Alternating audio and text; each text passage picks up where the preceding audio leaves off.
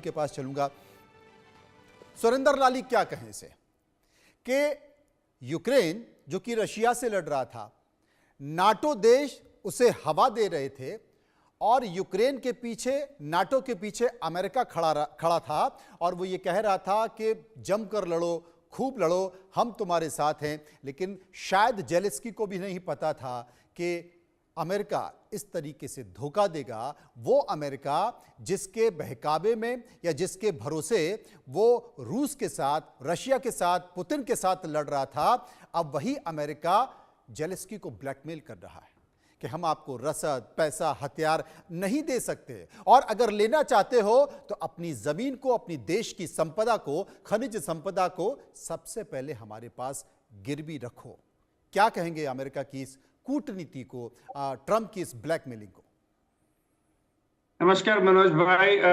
America की कूटनीति के बारे में कहा जाता है कि अमेरिका की दोस्ती से, दुश्मनी से ज्यादा खतरनाक अमेरिका की दोस्ती है जी मनोज भाई। इससे पहले इसमें दो मेन कैरेक्टर्स हैं जिनका समझना जरूरी है। एक डोनाल्ड ट्रंप साहब हैं और एक उनके संजय गांधी साहब हैं जिन्हें हम इलॉन मस्क कहते हैं, जो कोई इलेक्शन नहीं लड़े और कल कैबिनेट की मीटिंग में टोपी पहन के, बिना टाई पहन के वो मीटिंग को डोमिनेट कर रहे थे। तो इसमें दो बहुत बड़े पहलू हैं कि ट्रंप साहब बेसिकली एक व्यापारी हैं। उनके होटल हैं, गोल्फ का रिजॉर्ट्स हैं, कैसीनोज हैं। तो वो एक ही बात समझते हैं, क्योंकि वो पीछे से सियासत से, परिवार से नहीं आया। वो कहते हैं कि आए हो तो क्या लाए हो, और अगर जा रहे हो तो क्या लेके जा रहे हो। और वो अभी भी इलेक्शन मोड में है। वो बात बात पे कहते हैं कि अगर मैं होता तो ये लड़ाई ना होती, मैं होता तो ऐसा ना होता, मैं होता तो वैसा होता। तो वो अभी भी इलेक्शन मोड में है और वो अपने आप को एक डील मेकर बनाना चाहते हैं। वो शाहरुख खान की एक पिक्चर थी, आई एम द बेस्ट। तो इनको एक वही है कि वो चाहते हैं कि मैं डील मेकर हूं। देखो तुमने नेटो और क्या इतने साल, 50-70 साल आपने सेकेंड वर्ल्ड वॉर के बाद किया, देखो मैंने आके सारे घर के एक ही बार बदल डाले। तो वो अपने आप को एक डील मेकर बनाना चाहते हैं और इस डील के अंदर उन्होंने, जो आपने बहुत बढ़िया कहा, उसका लबोलबाब ये है कि उन्होंने जो 120 बिलियन डॉलर यूक्रेन को, उस समय ये नहीं कह के दिया था कि ये लोन है, या बाइडेन एडमिनिस्ट्रेशन ने कि हम इसका आपसे इसका कॉम्पनसेट करेंगे। अब उन्होंने उसको 120 बिलियन डॉलर का बिल फाड़ दिया है। वो कहते हैं कि जी अब मुझे आप जब तक अपने जो रेयर मिनरल्स हैं, रेयर अर्थ क्रिटिकल मिनरल्स हैं, जिसके बारे में बहुत बढ़िया से बताया आपने और आपकी टीम ने, कि जब तक आप मुझे उसमें हिस्सा नहीं दोगे तो फिर जाओ अपने आप देख लो। अब देखने को है कौन, क्योंकि नेटो मेंबर तो खुद परेशान है कि रातों रात डोनाल्ड ट्रंप ने उनको कहा दिया मेरा कोई मिलिट्री कवर नहीं है, अब अपने आप को देख लीजिए, वहां रशिया बैठा है। तो मेरे हिसाब से जेलेंस्की साहब के पास तो चॉइस ही नहीं है, उनको आके ट्रंप साहब से हाथ मिलाना पड़ेगा, जिसलिए वो नहीं। सुरेंद्र लाली, मैं यहां पर यह कहूंगा, क्योंकि अब तक जो चीन की विस्तारवादी नीति है, उस विस्तारवादी नीति के खिलाफ लगातार तमाम देश या तमाम जानकार विरोध करते रहे हैं और वो कहते हैं कि जब तक चीन की विस्तारवादी नीति रहेगी तब तक चीन को कोई उस तरीके से स्वीकारेगा नहीं। और वो विस्तारवादी नीति के तहत पहले देशों को कर्ज देता है, कर्ज के बाद फिर वो धीरे धीरे उनकी जमीन पर, उनकी संपदा पर कब्जा करता है। यही काम अब अमेरिका करने लगा और अब अगर अमेरिका करने लगा तो फिर वो कैसे चीन का विरोध करेगा या कैसे वो तमाम देशों को यह बताने की कोशिश करेगा कि चीन बेहतर नहीं है, मैं बेहतर हूं। देखिए मनोज जी, मैंने दो चीजें देखी हैं कि चीन ने जो अपना फैलाव किया, वो पुरानी फिल्मों में जो गांव का मुंशी होता था ना, वो सब सारी जायदाद लिखवा के फिर अंगूठा लगवा के लोन देता था।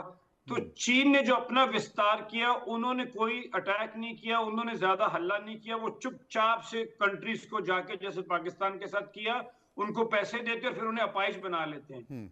अमेरिका ने जो विस्तार किया, उन्होंने अपनी मिलिट्री का इस्तेमाल किया। तो इसीलिए अमेरिका सारी जब दुनिया में शोर मचाता रहा, चीन नीचे से अपनी जड़ें खोद खोद के आज मनोज जी अगर आप देखेंगे तो ये बेसिकली जो झगड़ा है ये अमेरिका और चीन का ही है जी। क्योंकि अमेरिका नहीं चाहता कि यूक्रेन के जो रिसोर्सेस है वो चीन के पास जाएं, क्योंकि 75% जो है वो चाइना के पास है।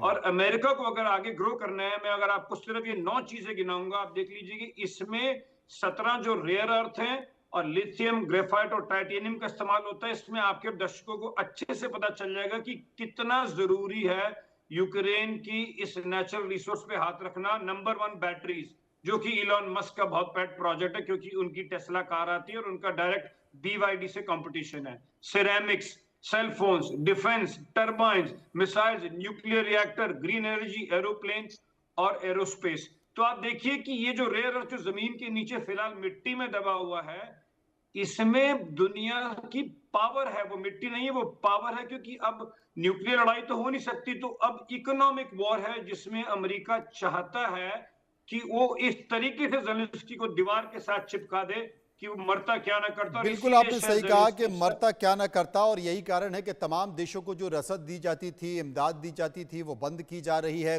अपने यहाँ भी खर्चों पर कटौती हो रही है। अनुज माथुर साहब मेरे साथ मौजूद हैं।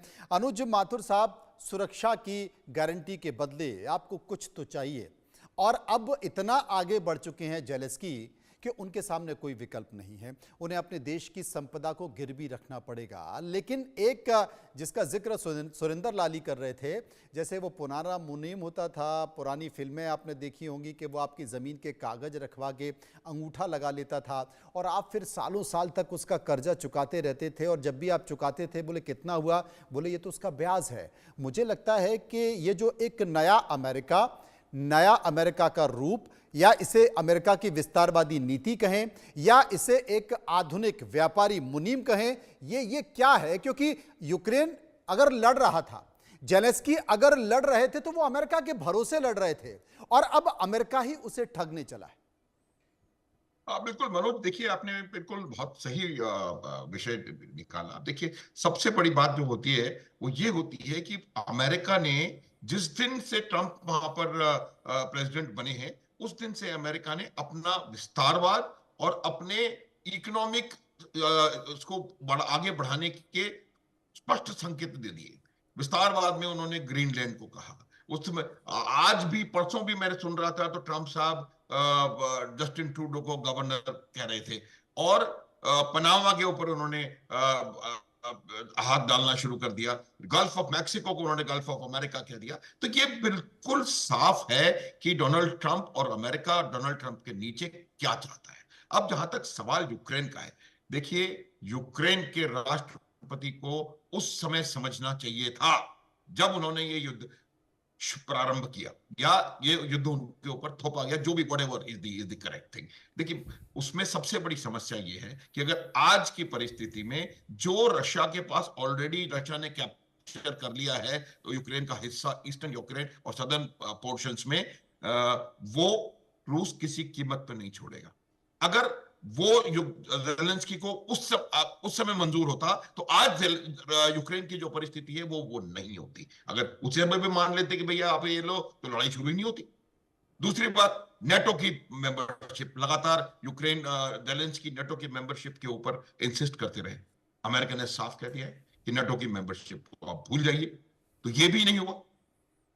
जो यूक्रेन जिन एम्स के साथ इस युद्ध में गया था, वो तीसरी चीज, वो अपने आप को अमेरिका का आर्थिक गुलाम मंजूर करने के लिए तैयार नहीं था। अब क्या कर रहे हैं, 28 तारीख को वहां जाकर के साइन करवा रहे हैं खनिज संपदाओं की डील के ऊपर। वो आर्थिक गुलामी है मेरे हिसाब से।